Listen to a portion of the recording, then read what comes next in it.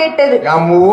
ஒருவேளை ஆண்டவன் நமக்கு வரம் கொடுக்க வந்திருக்காரோ, ஒருவேளை படைத்த பகவானே நமக்கு இறங்கி வரம் கொடுக்க வந்திருப்பாரு என்று சொல்லி சரி பெருமூச்சு விடுகிறான். புற்று அப்படியே வெடித்தது. மூச்சு எப்படி இருக்கு? சரியா போச்சுப்பா. சரி, புற்று கபாலமாக வெடித்தது. வெளியே இருக்கும் நந்தி பகவானை பார்த்து வணங்கி நிற்கிறான். ஆண்டவன் நினைச்சு வணங்கி இருக்கிறான். பகவான் நினைச்சு வணங்கி நிற்கிறான். ஆமா. சரி, ஏ அப்பா வள்ளரக்கா, என்ன சுவாமி? நான் அல்லப்பா கடவுள். அவருக்கு ஏவல் வேலை செய்பவன். என் பெயர் நந்தி தேவன். ஐயோ ஐயோ, என் தவம் எல்லாம் போச்சு.